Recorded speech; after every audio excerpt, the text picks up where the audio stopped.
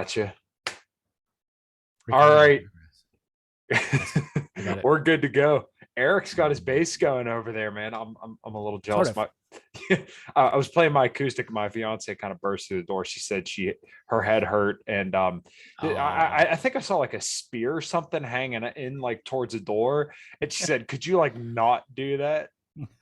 I may be exaggerating a little bit, but it was something along those lines. My life was in danger, honestly. Dude, how you doing?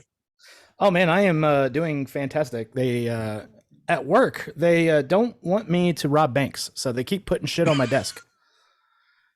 And I'm a little upset at that. I want to go rob banks, but so is it like notices, or are they like what kind of stuff are they putting on your desk? Are they leaving you notes to say don't rob banks, or they say like, hey, this is your responsibility? yeah, like this is very open to interpretation. yeah. So I do civil design, so both commercial and residential. Mhm. So I've got like 4 developments going right now. One for a school, and like 2 other like neighborhoods, and they just keep piling stuff on my desk. So I'm just thinking, I want to go out and rob banks. I want to go do bad things to bad people. And I was like, no, you got to sit in the desk and make money that way. I was like, damn it. Okay, all right. So so if you did theoretically go rob banks, they would technically be okay with it because they never told you to not do it. No one explicitly states, hey, when you wake up this morning, don't go out there and rob a bank. Yeah, or in your spare time on the weekends when they're open from 9 to 3, do not go to the bank and take all the money out of there. Yeah, with the one teller that doesn't really want to be there on that Saturday, and she's mean mugging you the whole time you're in there. Well, it's funny. I worked at McDonald's for my first job. I think all right, weird flex there, guy. Working at McDonald's. I think I started when I was 15 years old, so I was a much different being than you see in front of you right now. Yeah, sans beard and probably half of those tattoos. I had 1 tattoo on my back. Of course, because you're from Pennsylvania. But teenage boys in Pennsylvania are rough, okay? I'm just saying. Well, a majority of them drive V6 Camaros or old Mustangs, and they live in double wides. We call it, there's a trailer park near me called Spooky Hollow. My aunt used to live there, all right, dude? But all you would hear at 3 o'clock in the morning is shit like that. 3 o'clock in the morning, someone blasting it going down into the trailer park. No, I didn't hang around there too much though. But you're in Louisiana, so you have to know all about that. Oh, dude, I live like a couple of streets over from the ghetto, and those guys over there, they drive Mustangs. Mm-hmm. So every night at about midnight, I get the and you hear them go down. I was like, oh, please wreck, and they never do. That kind of reminded me of that video of it was going around on Twitter of the Tesla. Someone was going up a hill or something like that. They jumped a Tesla. That's actually very possible to do. Because have you ever ridden in a Tesla? I've heard they're fast. What's funny is actually no, though. I have not ever ridden a Tesla. I want to see if I can find this video. Yeah, I've There's a guy in nearby who's got a P95D, and that thing will pin you to your seat. And there's no gear changes. So the thing about Teslas is that since they're electric, all electric motors actually generate a majority of their torque at very, very low low RPMs. So they're very, very quick, but they don't have the same top end that a gas engine may make. Right. Let's see if I can find this. Here we go. Oh, yeah. All right. Did you see this video? I have not seen a video of a guy jumping a Tesla. My God. This is fantastic. I love this shit. Okay. Let me make sure the audio's on. I'm such a freaking boomer when it comes to this shit. Tesla jumps hill. Optimize. Oh, no, ads. Oh, no. Oh, no, Jesus. What the fuck is going on here? Typical like local news station. They gotta like pay for everything with ads. Yeah. So okay, here we go. But definitely get the Brave browser because it blocks all that bullshit. So ooh. Shout out to Brave. Okay, well I'm liking it. And I got these BoomerCon shirts coming up in ads. Never dreamed that I'd become a grumpy old man. Look at here, I'm killing it. What's up, guys? My name's Jordan Hook. You might know me as the Hi, Jordan. Subaru. Nah. Oh no, we missed it. We caught the end. Oh yeah, yeah. There's like no suspension. What's up, guys? My name's Okay. Jordan Hook. You might know me as the owner of the blue Subaru that the Tesla jumped into last night when they did car pranks on my street here in Echo Park. Jesus.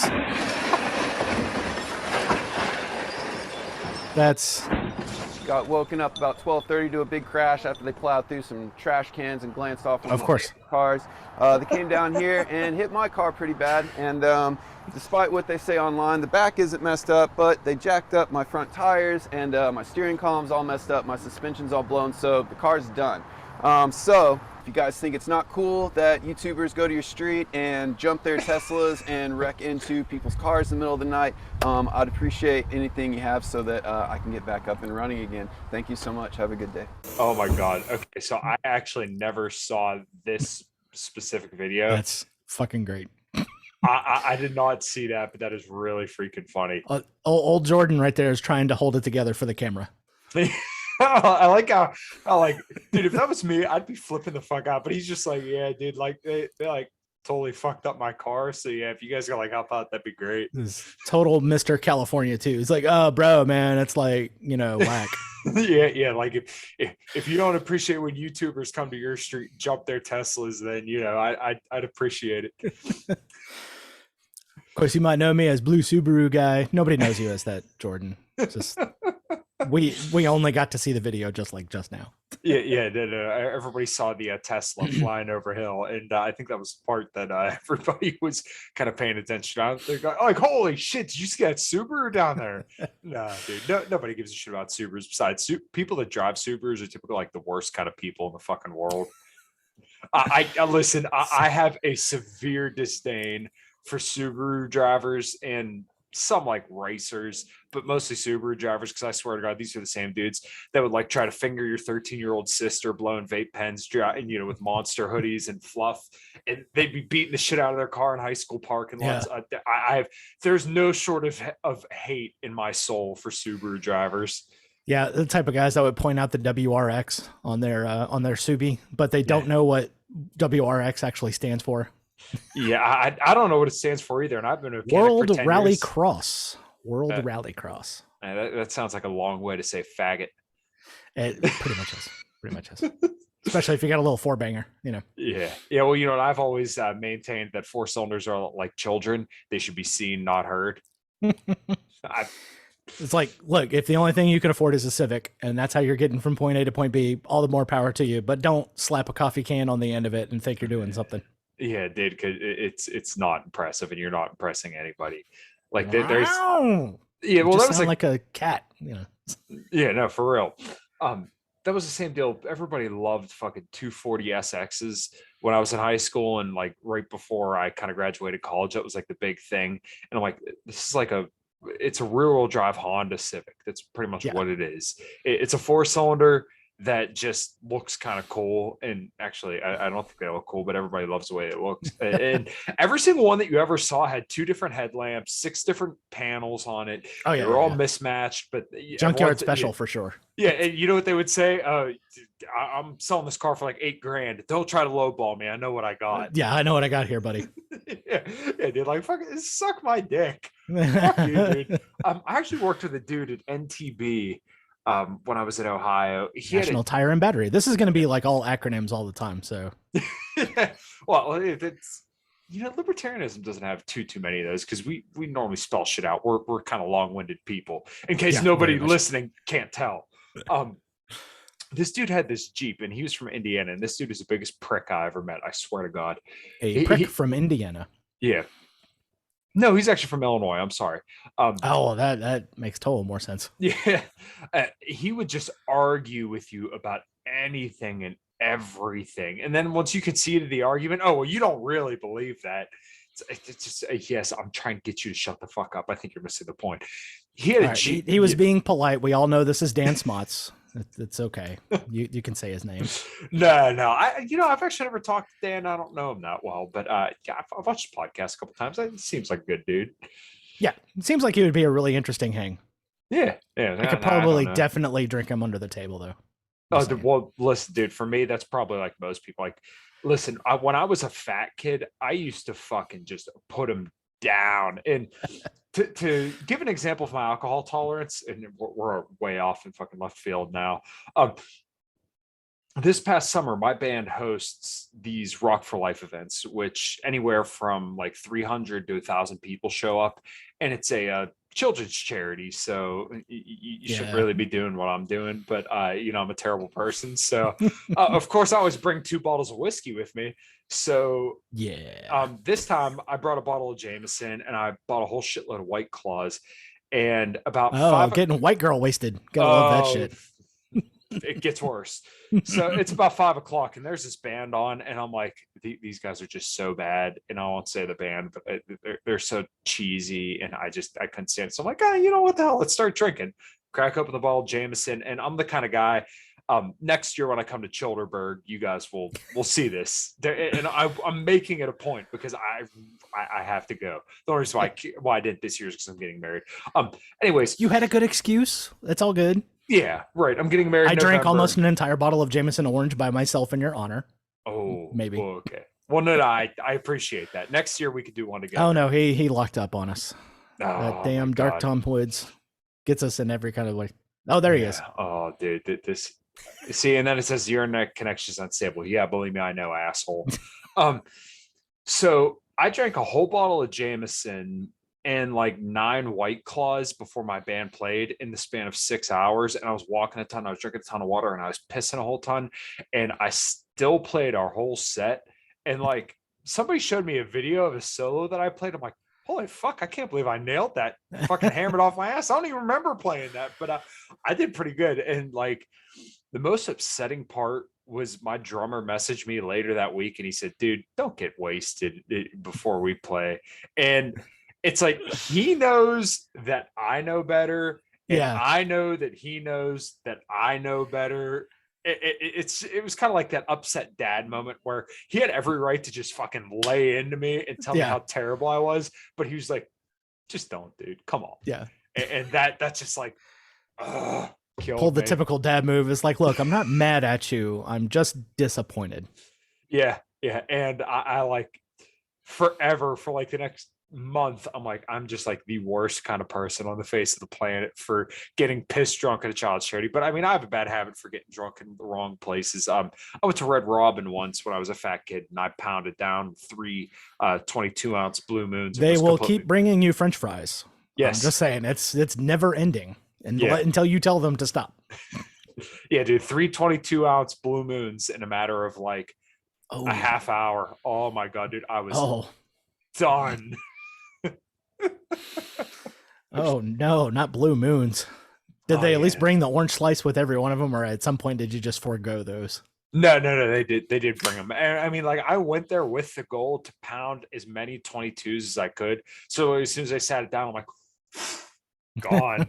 The next one, about halfway, sipped on it, and then the third one, I think I might have did an Irish car bomb too. So yeah. Those are always fun. Yeah. What's that? Jameson, Bailey's, and a Guinness? Yes. Yeah, that's what those are. That is a great way to make yourself sick. Puke up and it makes it taste like you drank chocolate milkshake all night long. Yeah. Yeah, and then you'll never want a chocolate milkshake again. Dude, I've gotten so fucking hammered off of those way more times than I can count. So I decided to take a step up a couple years ago, probably like 4 years ago, and just drank whiskey. Just whiskey straight? Yep, gotta do it that way. And then I drink like White Claws and some seltzers, but that's really it. So it's either whiskey, White Claw. It's one or the other. Yeah, so I take these little guys, the club sodas, and that's what I mix my whiskey with. So it's kind of like a White Claw, sort of. Yeah, well, I got a peach crown downstairs. Maybe I'll have to start doing some of that. Yeah, like the flavored stuff works really well. Like that Jameson Orange that I drank nearly all of at Childerberg for the Friday night. That works really well. The club soda, it ends up kind of tasting like one of those old school orange crushes. Yeah, and it can become a problem.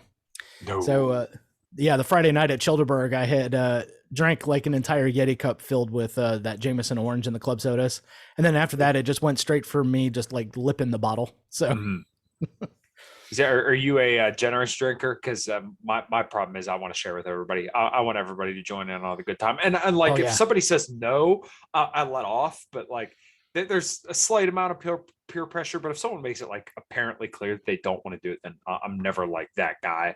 But you know, I'm gonna rib you a little bit because that's just who I am. I'm a loving dude. You know. Yeah, yeah. I was going around. I was like, man, you should try this. And then Kaja Cord from the Peaceful Treason podcast, he took a little. He's like, oh, that would really work really well in an old fashioned. I was like, yep, you could skip like the orange bitters with that.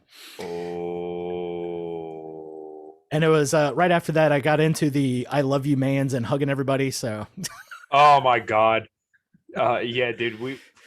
People would not want to be around us if we were drunk. So next year at Childerberg is going to be a bad time, and I can't wait for every second of it. Oh yeah, it's a blast. Yeah, the Friday night just needs to become like the regulation day because when I pulled up, it was like 3:30 in the afternoon. There was like a few people already there setting up, and then by about 6, we already had 200 people in the park. Wow. And then you know that's like not even the official start. Yeah. It's just everybody is there.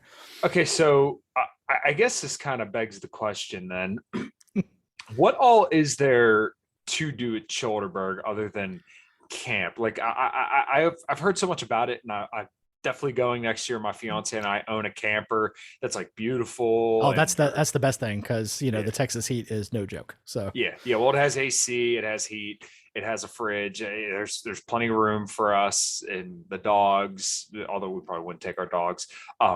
What's Childerberg like, and what all is there to do besides take shrooms and drink whiskey? Yeah, well, there's that. We have the comedy and music show that goes on the Saturday. And this year we kind of like truncated it down because last year we started at like 2:30 and we didn't end up leaving until about 10. That's way too long to be out there. Mm-hmm. But this year we had started at about 5 or 6, and then got it done by about 9. So everyone was coming back to the camp. We all kind of hang out. We lie to each other, you know, telling fish stories and everything. And then the next day, like myself and a whole bunch of other people who bring podcast stuff, we're going to be like finding people to do live podcasts. There's a couple of guys that bring all kinds of different alcohol that they make. Agora Brewing makes mead, and he does like a mead tasting. And it's super good, super good. Mm-hmm. Wow. So I guess that kind of begs another question then, because we've just been kind of hitting random topics. What kind of got you into the whole libertarian sphere? Because I know Childerberg's not like a libertarian event per se, no. But there's mostly libertarian leaning people there. So what kind of got you introduced into this whole world? Because you're a little bit older than me, right? You're 40-ish, right? Yeah, I'll be 43 at the end of this month. So okay, there you go. Yeah. So you know, when I came up, it was like you got to be a Republican because everyone's a Democrat and they suck, and so you have to do your little teenage rebellion type thing. You know, and it was really the George Bush, the first run, because he was you know, running on libertarian language. Oh, we're not going to do nation building all over the place. We're going to try and bring back as many soldiers as we can and close all those foreign bases and all this kind of stuff. And that's what he got elected on.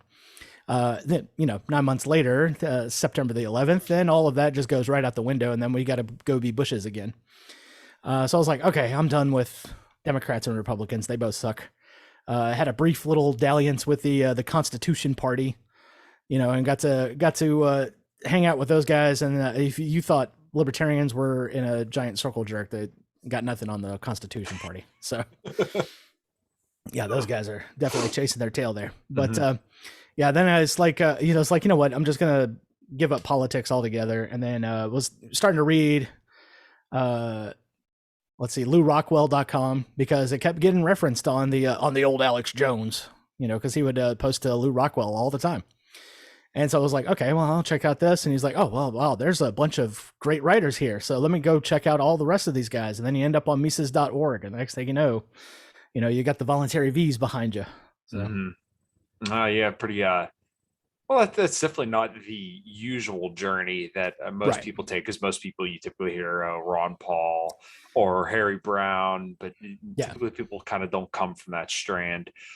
Yeah, dude, that's really interesting. I was in first grade when 9/11 happened. I can remember, Yeah, I was, Vaguely. I was in my 20s and already like a working stiff, you know. So, Yeah.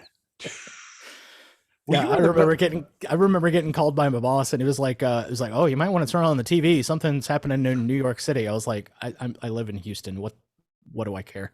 Mhm. He was like, well, a plane hit a building. I was like, oh, okay. Well, I guess that'd be interesting to see. It's almost like watching a car chase live on TV. I can watch news reporters like go around and speculate all day. Yeah. And by the time I got to the TV to turn it on, I saw the second plane hit the second tower. Mhm. So, did you kind of understand anything that was going on, like politically around that? Because it was, you did.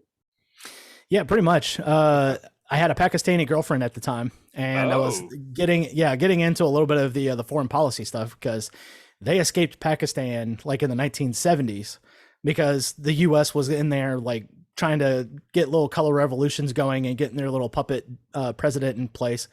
And I kind of started looking into economic sanctions in Iraq and kind of found out that that kind of starved 200,000 people, and it enriched Saddam Hussein in the process. Not to mention he was put there by the CIA in 1979. So so I was like having conversations with all these people that aren't normally in that social circle I was hanging around with. So I kind of knew what was going on. I was like, oh well, this is 100%. This is either people from Iraq coming to do this, or this is Iran doing this. And then in 1998, I was in the army, and that was when Osama bin Laden bombed the Khobar Towers in Kenya. And so we kind of knew about Osama bin Laden going forward. So I said, yeah, it's either these guys or that Osama bin Laden guy taking credit for it. And then, a couple months later, that was the only name that you ever heard for a good solid couple of years was Osama bin Laden's hiding underneath your bed. You got to watch out. yeah. Well, it seems like the sloppy political thing that normally gets done is that they conflate these threats, right? So Saddam Hussein and Al Qaeda and whatever terrorists we're supposed to be afraid of, you just conflate all those up so you could do whatever you want over here. And I completely lost my train of thought and where the fuck I was going with that, because we're seeing a little bit of that now. And oh yeah, definitely with the Russian and Ukraine stuff. Right. Oh, Palestine, Hamas, right? Yes. The Israel-Palestine conflict, you could just say, oh, well, all Palestine is Hamas. It's well, there's a little bit of nuance here, there's like several hours deep of conversation you need to have about that. And that's like, even when I start talking about it with like Republican friends, they was like, oh, well, you just hate Israel, you're anti-Semitic. I was like, no. I hate their government. I'm pretty sure Jewish people are fine. Yeah, well, it's funny is I went out to breakfast with a friend a couple months ago, and he considers himself a libertarian socialist, and me and Reed I'm a banana octopus. I can do both. Well, if you split up a banana enough times, it'll have 8 legs, right? Sure. I mean, as long as definitions and words don't mean anything anymore. Right. No, and they really don't. Yeah. So he was asking me about Reed because, me and Reed go back and forth all the time on Twitter, and he's pretty well known in the libertarian sphere. He was like, oh, he seems like an anti-Semite. No, I'd refrain myself from laughing pretty hard. I'm like, he hates the government there. And like, you don't have to scratch very far beneath the surface to figure out like, holy fuck, they're responsible for a lot of the problems that we have now. While he freezes there, I'll just go ahead and vamp. Oh, God. Jesus, I can't believe that. But yeah, you don't have to scratch very far beneath the surface to figure out why you should hate the Israeli government. I mean, it's not like we're putting a man on the moon here. It's like, hello, all the foreign policy stuff that's been going on. And then even like right-wingers should hate them more than anybody because they can't fucking stand China, right? What do you hear about? We need to quit focus on Russia and Ukraine because China. They should especially hate fucking Israel because they're selling out all our military secrets out to fucking China. So, okay, well, what the fuck? If China's the greatest threat, then why do you still trust Israel? Like, what the fuck are we doing? Yeah, I've even tried like getting into that with some Republican friends of mine. And they're like, well, no, we got to support them. I was like, okay, let's take the Bible out of it because I know that's where you're going with it. And he was like, well, what do you mean? You can't take the Bible out of it. It's, that's God's chosen people. I was like, whoa. The Israeli government is not God's chosen people. Stop it right there. Yeah. Because they can't separate the two. Even when they talk to me, it's like, oh, we as Americans. I was like, whoa, chill with the collectivist language there, commie. Yeah, so do you kind of hang around a lot of like boomer cons? I'm a mechanic for a living, dude. So Yeah, I mean these are like my bread and butter, and yeah, like I specialize in destroying boomer cons and Trump supporters. yeah. Boomer cons, yeah, boomer cons are so fun to hang out with because they want to get like to the edge where I'm at, and then they Mhm. want to like go back like 4 steps. Yeah. It's like, oh, edge scary. I might fall off. I was like, yeah, that's what we want you to do.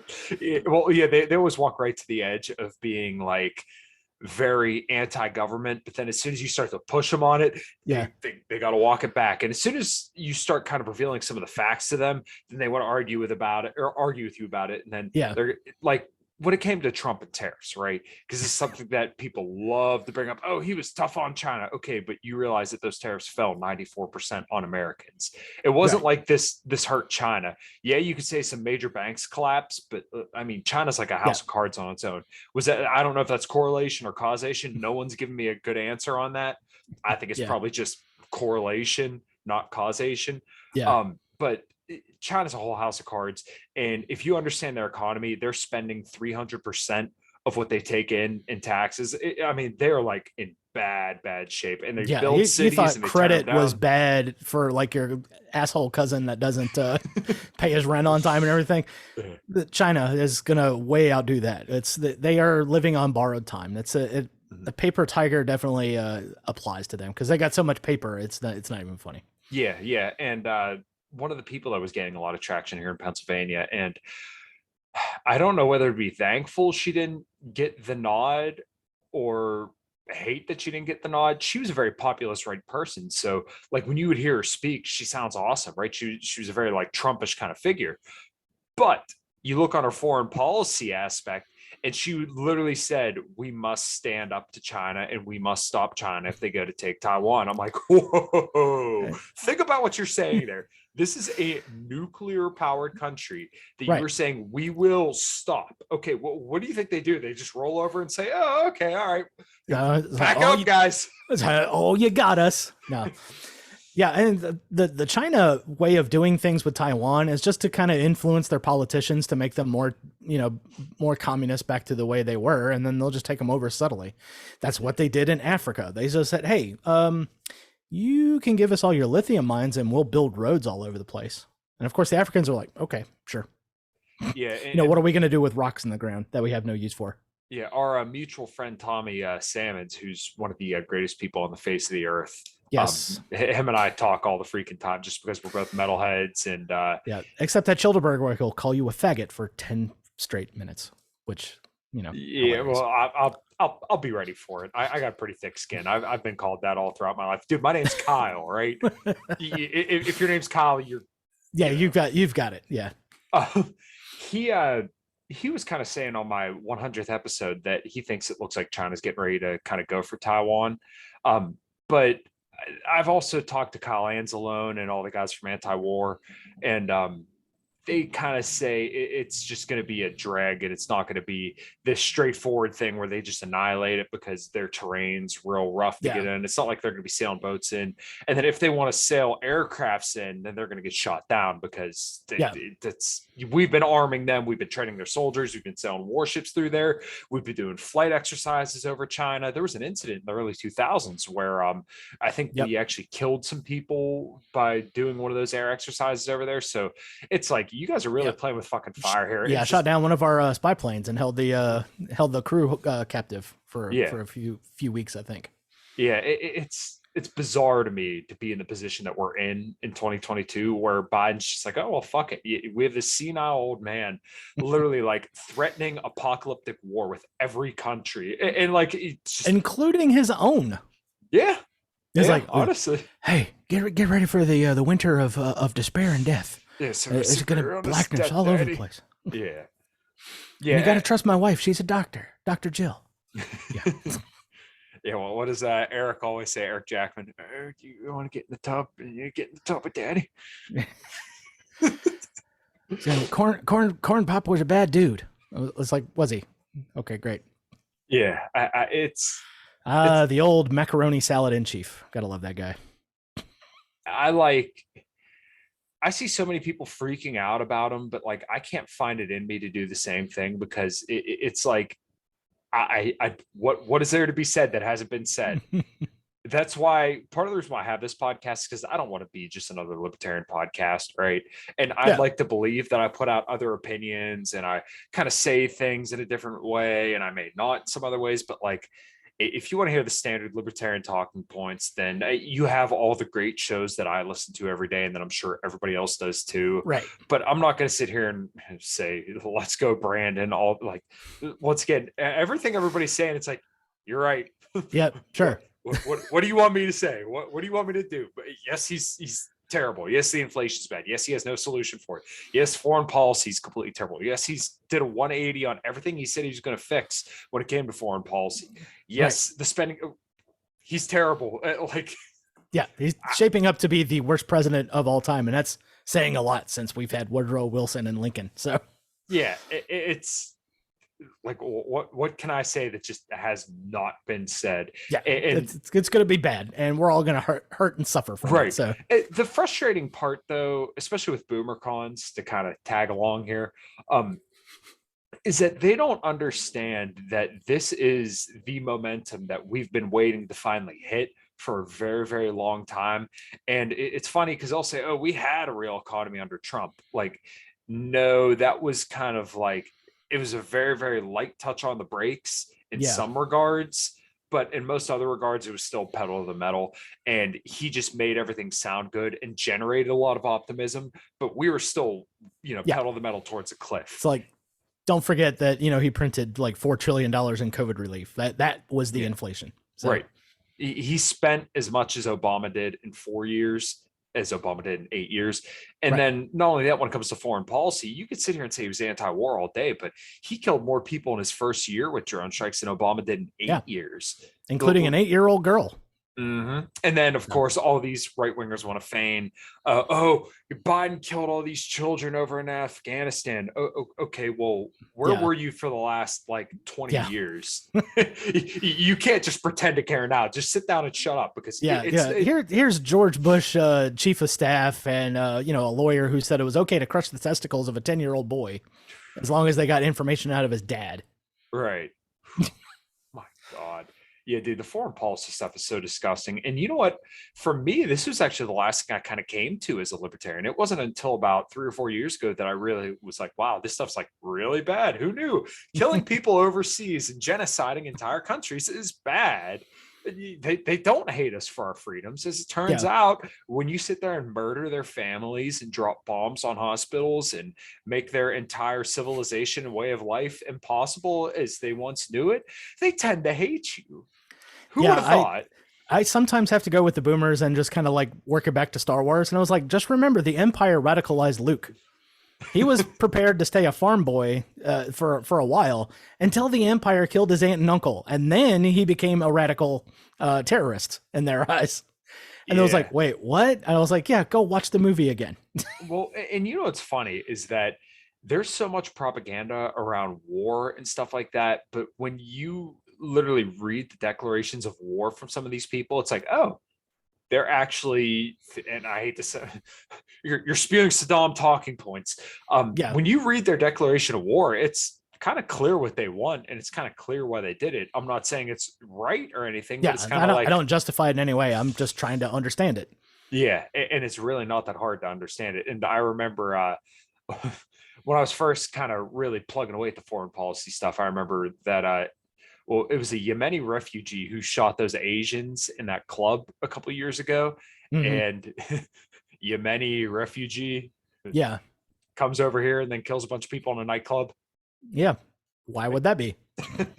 But you never hear that. You just hear, oh, Trump inspired Asian hate. It's like, okay, well, I could see where you're getting this from, but how? Except when it comes to black people in New York City who just straight up maul elderly Asian ladies on the street.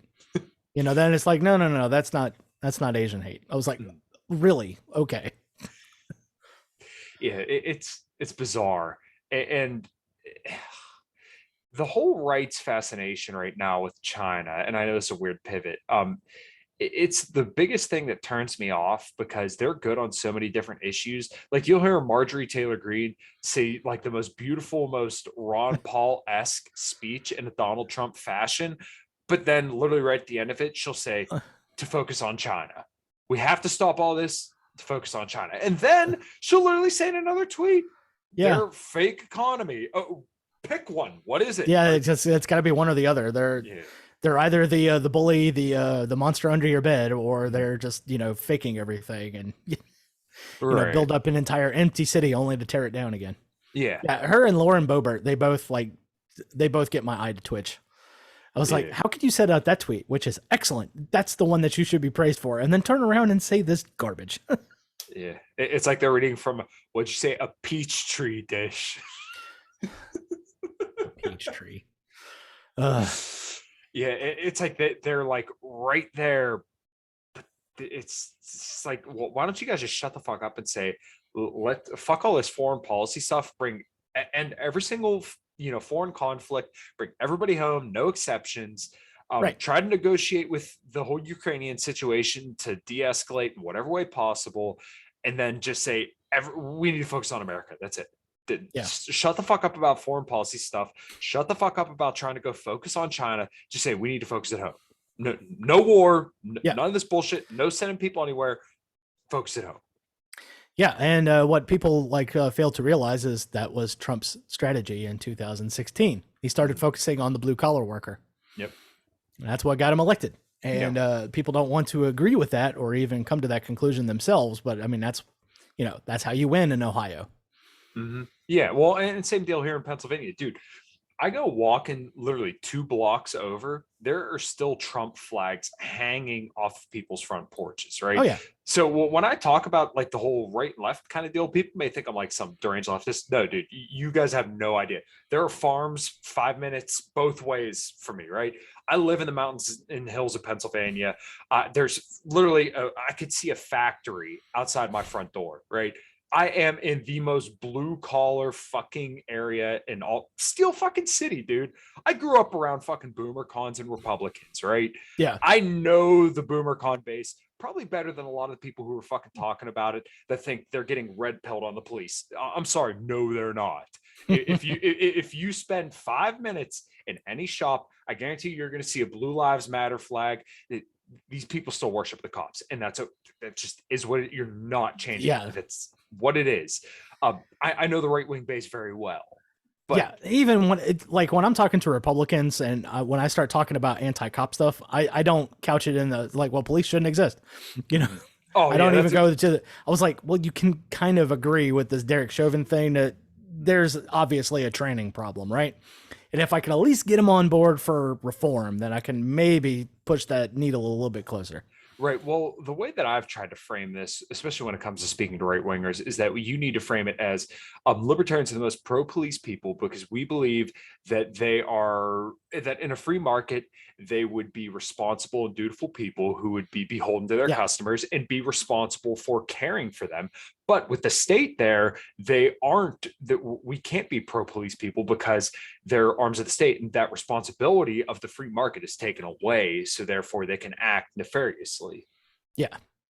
And it's like, do I have to pull up the headlines where they show this cop and this cop, they were doing bad things. They both got arrested because they were doing stuff. And even just kind of showing some kind of police corruption. It was down here in Louisiana, we had a thing where they were very open about not accepting candidates for police officers if they scored too high on a test. And they were doing everything that they could. If you score too high on these tests, that means obviously you've got a brain inside of your skull and you're going to start asking questions, and we just can't have that. Wow. I've never heard anything like that. That's interesting. Yeah. So they said, well, we'll have to go back and review how we do testing from now on. But yeah, they all got caught. So, because you're sitting there trying to figure out, it's like, well, why is this guy's nephew a cop? He's not very bright, and that was the reason why. So, wow. Well, you know what? And one thing that I think shaped the way that I look at police is that honestly, most of my experiences with police have actually been very, very good. And it seems like that's the difference of people who live in a city versus live in more I don't live in a rural area per se, but I'm like not in the city by any stretch of the imagination. And like one story that I always tell is when I bought this house when I was 22 years old, I have a 3-car garage out back, and dude, we would just turn up the fucking radio and crank it and get fucking plastered. Yeah. And a cop literally came up and walked up to me. He's like, "Hey man, come take a walk with me real quick." And I'm plastered. So he's like, "Look, dude, if I wasn't on call, or if I wasn't working right now, I'd be right in there with you. But I just need you to turn it down a little bit, man. All right." He fist bumped me and then walks away. And like he came like 3 other times after that, and every single time, super cool. So, and I don't know if I ever told this story on the podcast, but this is gonna sound bad, but there were a bunch of underage kids, right? They were like 18, 19, 20, and I was like 23, and we were all getting shit faced, and someone called the cops because someone did a burnout down on my lower street. And there was like half a dozen cops. I was annihilated. Jumping Teslas on the hills and everything. So. this might have been before Tesla was really like a bigger thing. Actually, funny enough, fuck, I can't believe I've been in this house for that long. But they actually let us all off with a fine. Like it was like not even a $200 fine. And the cop, when we were walking out of the courthouse, literally said, "Man, you guys party like fucking rock stars." Yeah, if you got a small town, you probably know that guy on a first name basis. If you live in the city, I mean, good luck. Yeah, well, that's the way it seems to be, because most of my friends that live in cities, when I tell them like, "Oh, yeah, I really don't have that many problems with police," like obviously I agree with the libertarian stance on police, but like my experience with police personally has always been good. I had like one bad experience where they thought I had a beer and it was a monster in a fucking car. "Oh, he's got it," and we had a condom. We were hanging a condom out the window trying to get to blow up, and he's like, "Oh, he's got a Jimmy," but they made us get out of the car and kind of jacked us around. But that was really like my only bad experience. Other than that, it's always been good. But yeah, it seems like people who live in the city, generally their experience with police is like not good. Yeah, it's like, why is this guy like mugging me down the whole time? Yeah, if you get around cops and it's, for the most part, they can be okay, but I always have to keep in the back of my mind, it's like, yeah, this guy is the agent of the state, so just mind what you say. Don't get too crazy around him. Sometimes you got to self-censor. Yeah, there's certain things you gotta kind of tiptoe around, and I've always thankfully done that. But we're thinking about moving to the great state of Florida. It's not fully hammered in yet, but we've been looking at houses down there, and I'm like, it's pretty fucking nice, dude. And you know what I wouldn't give to never have to shovel fucking snow again. You're never going to have to worry about that in Florida, that's for sure. And we vacation there all the fucking time, and every time I'm down there, I'm like, I'm just like happy to be alive here right now. Yeah, Florida's awesome. Like last year I visited it twice. I went to Jacksonville for a whole week. Then went to Orlando for the Tom Woods thing. It's like, it's always nice whenever I go there. So nice. Yeah, I don't think I've ever been to Jacksonville. I have been to Sarasota. We're going to Tallahassee next weekend. So Orlando, Clearwater, Sarasota, Miami, Fort Lauderdale, Vero Beach. Fuck, I'm missing a few places, but yeah, I've been all over the place down in Florida, and every single time it's just like happiness. Yeah, it's pretty good. It's pretty good.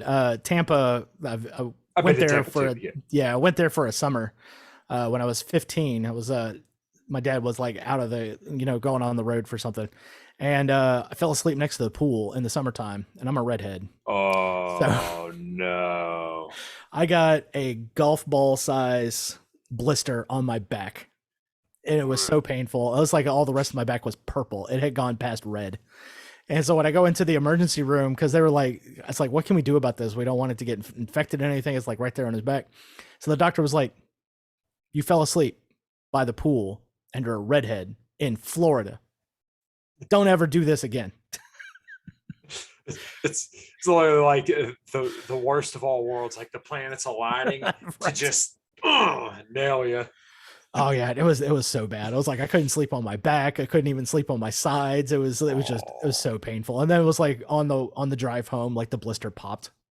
Oh my god! And I felt it, and it stung. I was like, oh my good. god! Holy shit. So there's a amusement park up here called Kennywood, and Kennywood, and there's also a water park called Sandcastle. And I did both the one day. And I remember I think I went to my dad's house and I had these like deep red spots in my face because I got so burnt. And like you can't really tell because the camera, and I also have like a slight filter on this just because the lighting in here is so bad. Yeah. I'm pretty tan, right? My uncle, great uncle who just passed away actually the other And now I day. instantly hate you because after 10 minutes, I look like a lobster. My great uncle's name was Camillo Bianco, right? So I got some Italian in me. I've got some Italian in me too. I didn't get those genes. Okay. I got the body. I got the body hair and the stocky build. That's what I got. Well, I come from a line of stocky people. If I showed you old pictures of me and pictures of my dad, and pictures of my brother, it took a lot for me to finally, kind of lean out. And I know my genetics are definitely fighting against me. So I come from a line of pretty husky Polacks. My dad's a big dude. My brother's a big dude. Uncle's a big dude.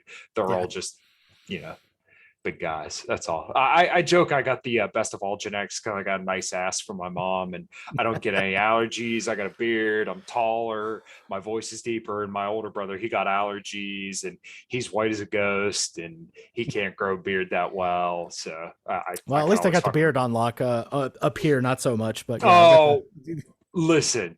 So I fucking yeah. I'm getting there slowly but surely. I used to always fuck with my dad about losing his hair, and then just embrace the suck. Just cut it short. Don't worry about it. Yeah, tomorrow I'm going for a haircut. I'm probably going to whack all this off and shave the head pretty good too. Yeah. So, I always used to make fun of my dad and everybody for being bald, and then surely enough, at like 23 years old, I'm like, the fuck? It's like, doesn't seem as full anymore. Yeah, wonder what's happening there. Yeah, with me, it was like the spot in the back opened up first. I kind of halfway caught that in the mirror. I was like, oh no, it started. Now, you know what? That never quite happened for me. Although my barber kind of tells me when he's done kind of trimming me up, he's like, yeah, well, you know what? Because I use like a micro roller and minoxidil foam because I'm doing everything I can to not lose it. He's like, yeah, well, up here is looking a little bit better, but just like right up here, I think that's gone. It's gone. It's never coming back. Yeah, I mean, I've tried. It's gotten a little thicker, but like it may just come the day where I'm just gonna have to fucking bite the bullet, dude. Just start shaving it. Yeah, just take the clippers to it and just to go from there. So yeah. Then the next thing that happens is like this turns white. That sucks. Yeah, well, I will be 28 in November, so I don't know when that's supposed to start. I already got grays here, like plenty. Yeah, my little brother, he got the dark hair Sicilian stuff, and he went salt and pepper when he was 17. So he was like, it's like, yeah, I don't like this. I was like, well, that's just you from now on. Did he get carded? No, when he was 18, he never got carded for beer and stuff. I was a little jealous of that. Yeah, because I have baby face. I don't really have wrinkles or anything, so. If I shave, I look like I'm like 23. So it's crazy. Yeah, someone told me I look older when I shave, although I don't know how much I agree with that. I may put up a picture tomorrow because I don't really keep a beard, but some kind of leaning out, and I'm getting a haircut and I have a job interview next week, and I figured, okay, well, fuck it, we'll clean up a little bit. So yeah, trim it up just a little bit. Yeah.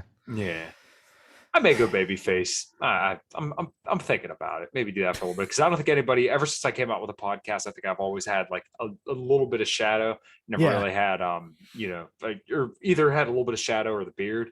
I've been growing it now for quite a while. So yeah, I think it's about time. Froze again. What he was going to say was he's been growing it out. Very good.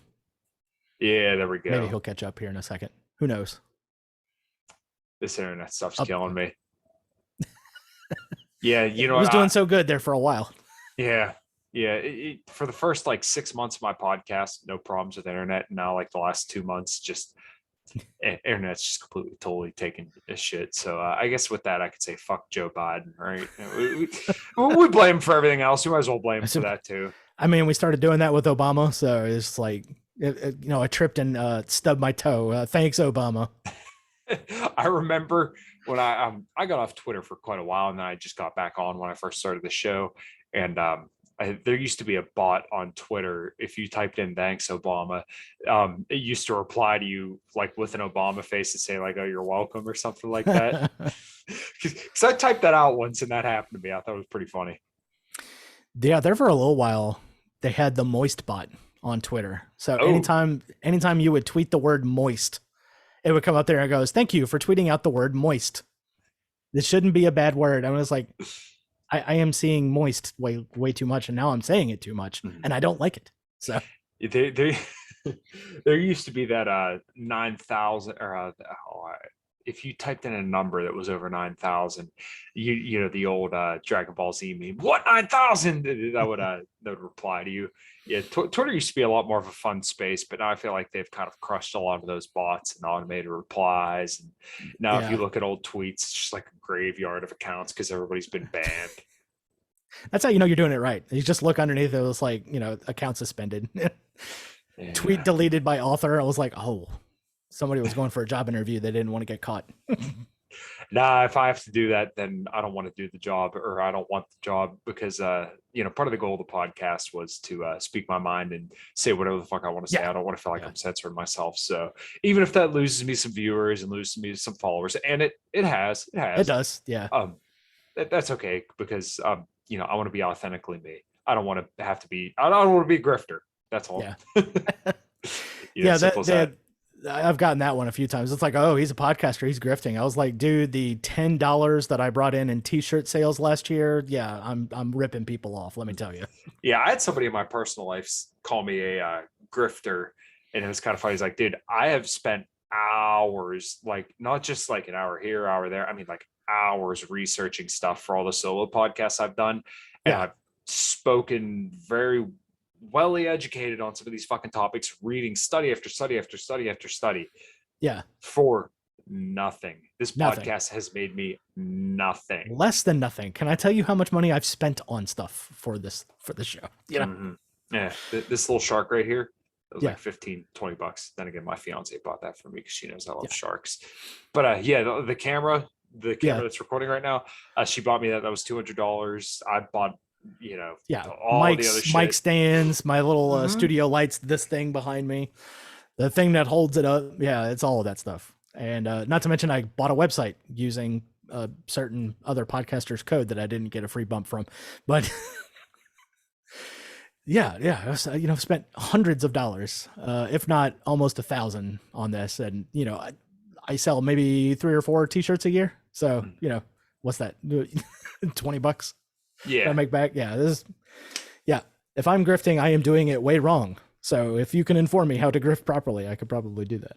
Yeah, that's kind of what I think. I'm like, dude, if I'm grifting, then I'm not good at it at all, because I haven't made a dime yet. Right. I mean, my YouTube views just cracked 10,000 views, which is kind of surprising to me. Yeah. In 8 months, I'm like, doing pretty fucking good. But like when it comes to monetization, not happening, dude. I'm still a ways away from it. I want to do that one day, but like I've kind of come to the realization that it's either going to be years until this podcast makes money, or I'm just gonna have to spend the rest of my life as a filthy fucking mechanic. Hey, that's okay.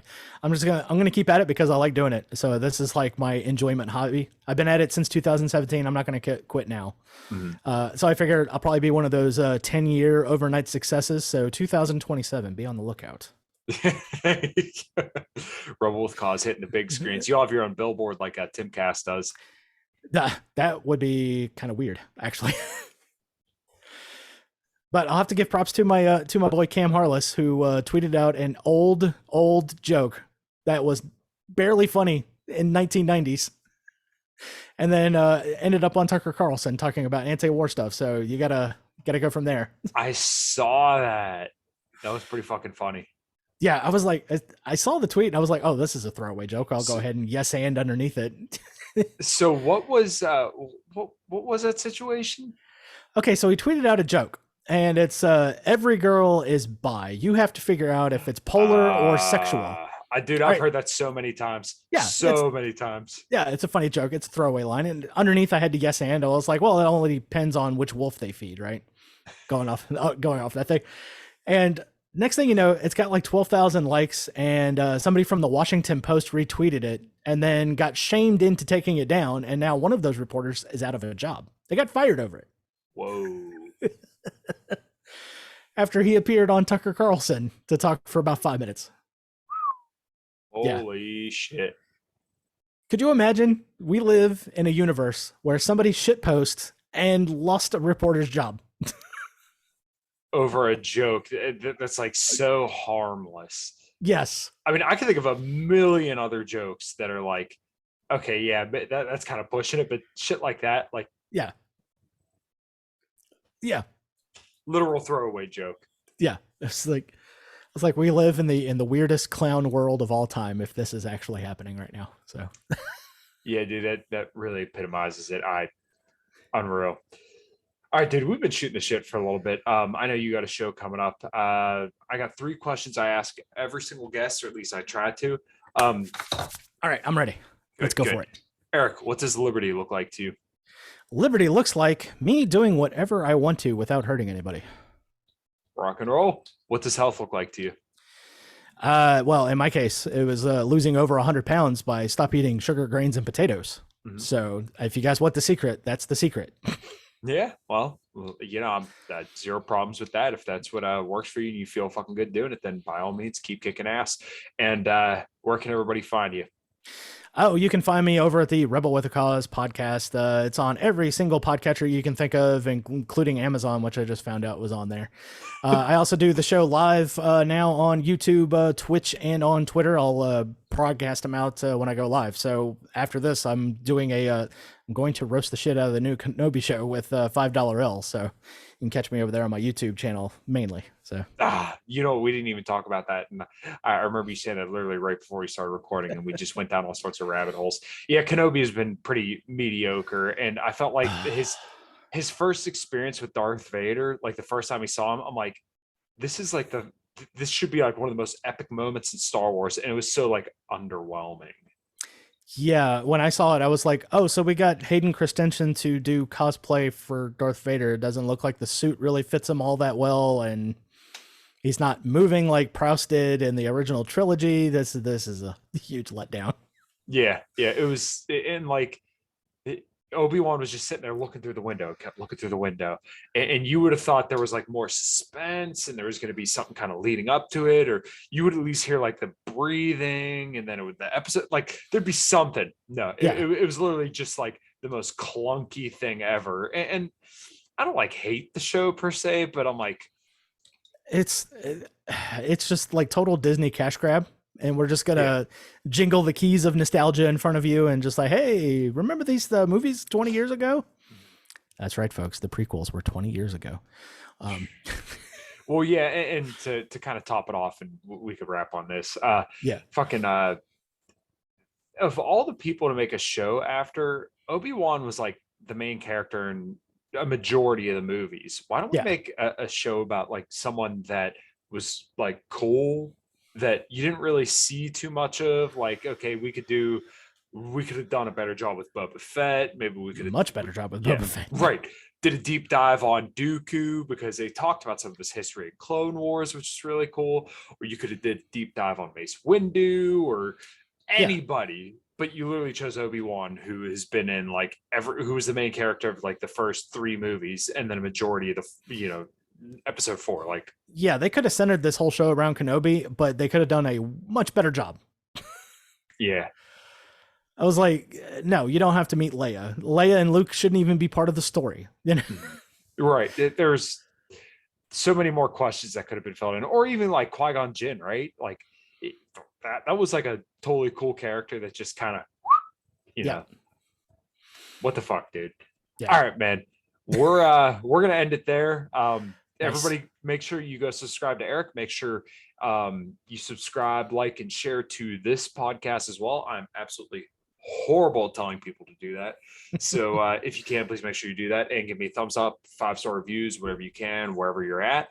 And These thumbs Yes. count? No, I Okay. appreciate it. I appreciate whatever I can get. So yeah, until next time, everybody, rock and roll and take care.